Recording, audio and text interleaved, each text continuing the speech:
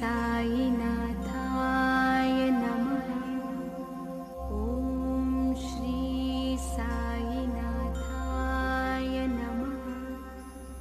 ॐ श्री साईनाथाय नमः। ॐ श्री साईनाथाय नमः। ॐ श्री साईनाथाय नमः।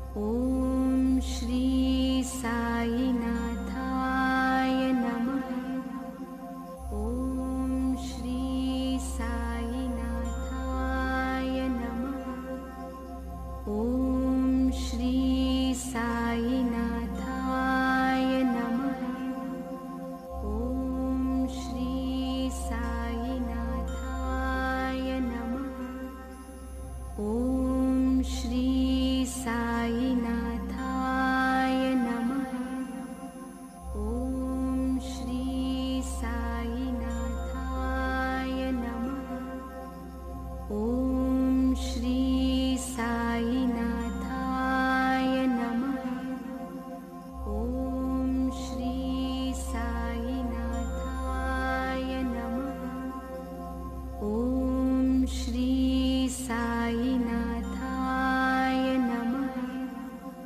ॐ श्री साईनाथाय नमः। ॐ श्री साईनाथाय नमः।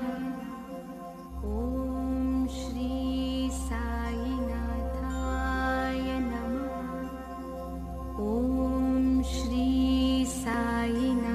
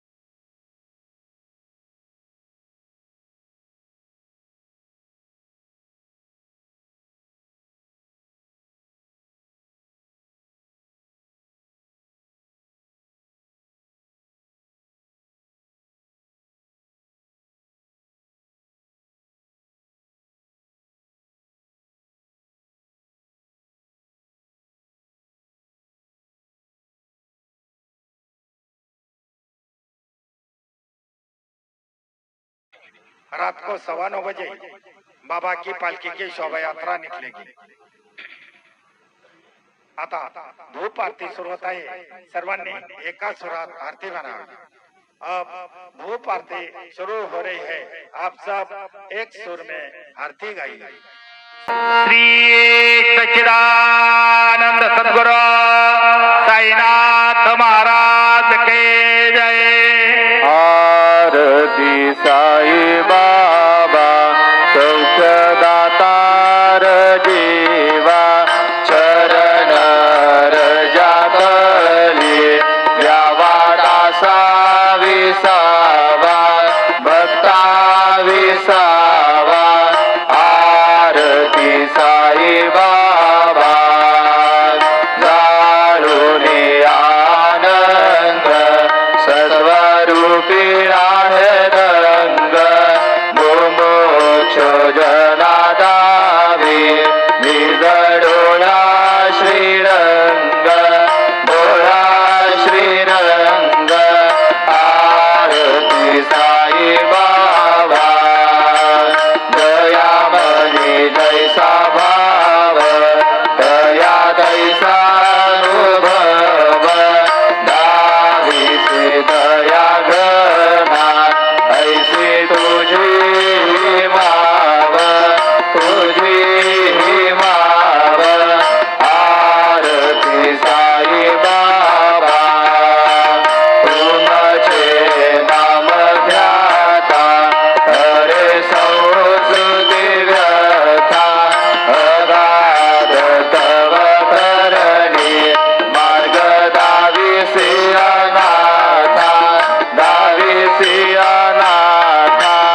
आरती साई बाबा कलियुगी अवतार सगुण पर ब्रह्म साचार अवतीर्ण झाला से स्वामी दत्त दिगंबर दत्त दिगंबर। आरती साई बाबा आठा दिवसा गुरुवारी भक्त करी दिवारी प्रभु बल पावया भव भय निवारी भय निवारी। आरती साई बाबा माझा निज द्रव्य ठेवा भव चरण रज सेवा मागणे हेची आता तुम्हा देवारी देवा देवारी देवा। आरती साई बाबा इच्छित दिनचात निर्मल तोय निज सुख संबळा बोले भाग आबोले भाग।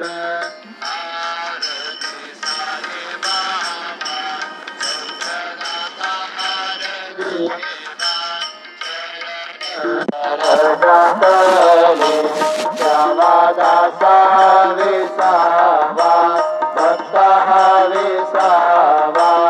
आरती साई बाबा श्री माझे पंढरपूर साई बाबार बाबर बाबार बाबर साई बाबार बाबर। शुद्ध भक्ती चंद्रभागा भाव कुंडली गदागा कुंडली गदागा भाव कुंडली गदागा। याव याव अवघे जरा करू बाबा से वंदन साई से वंदन करू बाबा से वंदन। गणो म्हणे बाबा साई भाव भाव माझे आई भाव माझे आई धाव भाव माझे आई। घाले लोळांगण मंदिर जरण डोळ्याळ बाई नरूप तुझे प्रेमे अलंकेन आनंद भोजन भावे वाळीन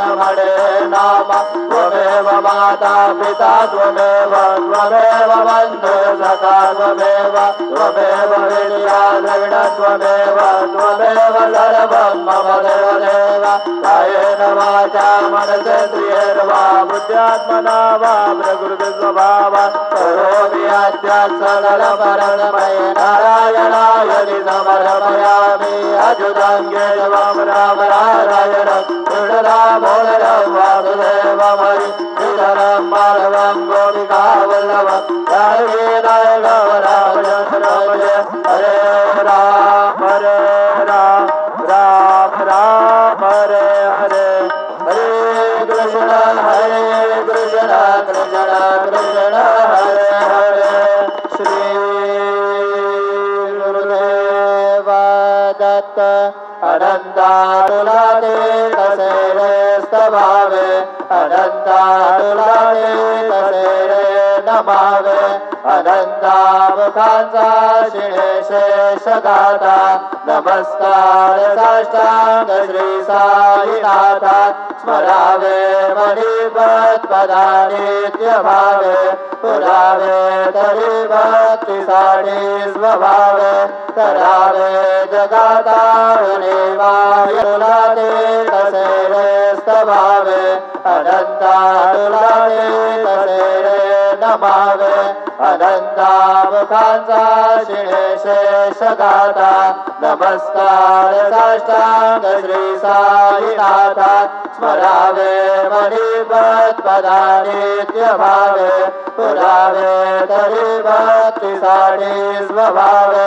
करावे जगातारुणी वायुलाते तसेरे स्तभावे अनंतातुलाते तसेरे नमावे अनंतामुखांचा शिणे शेषगाथा नमस्कार साष्टांग श्री साईनाथा स्मरावे मणिपत्पदा नित्यभावे पुरावे तरी भक्तीसाठी स्वभावे करावे जगातारुणी वायुलाते तसेरे स्तभावे अनंतातुलाते तसेरे नमावे अनंतामुखांचा शिणे शेषगाथा नमस्कार साष्टांग श्री साईनाथा स्मरावे मणिपत्पदा नित्यभावे पुरावे तरी भक्तीसाठी स्वभावे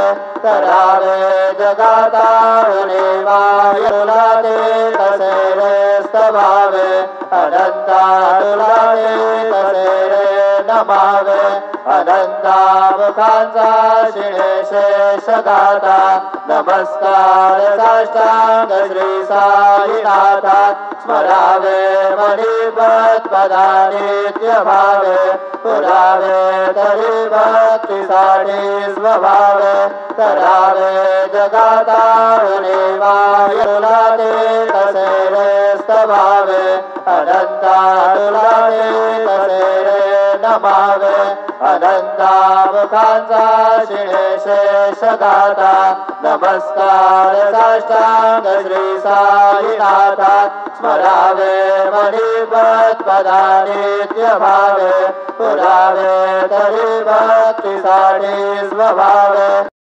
श्री निर्मल नदी तुंगा जलप्राशी रुसो रुसो विटप प्रसरा अचल आपगापी रुसो रुसो खपवनाग्निवार वनि पंचतत्वे रुसो नदत्त गुरु साई माम जबरी कधी रुसो रुसो विमल केंद्रा अवलय क्षणी रुसो रुसो शशि खगारी गगनी तारकाहि रुसो रुसो अमर राजहि अलय धर्म राजा रुसो नदत्त गुरु साई माम जबरी कधी रुसो रुसो मन सरस्वती चपल चित्त तेहि रुसो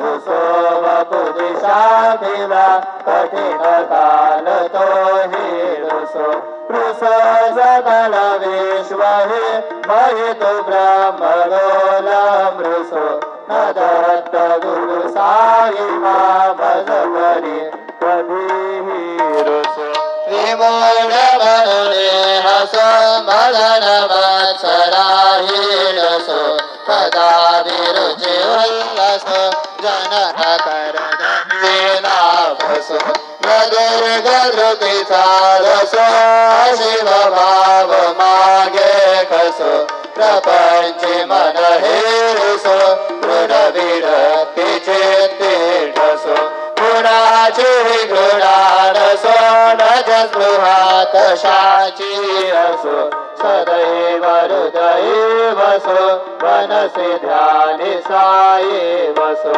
परिप्रणय रस मिथिल दृश्य बाबा दिसो न दत्त गुरु साई मा उपरिया चलेला रुसो हरि ओम यज्ञेन यज्ञमयजन्त देवा स्थानि धर्माणि प्रथमान्यासन् तेहनागं महिमान सजन्त यत्र पूर्वे साध्यासन् देवाः ओम राजाधिराजाय प्रसव्य साहिने नमो वयं वै श्रवणाय कुर्महे समे कामान् कामकामाय मह्यं कामेश्वरो वै श्रवणो दधातु कुबेराज वै श्रवणाय महाराजाय नमः ओम स्वस्ति साम्राज्यं भोजं स्वराज्यं वैराज्यं भारमेश्वराज्यं महाराजमाधिपत्यमयं समन्तपर्याम् ईशान सार्वभौम सार्वायुषान्ता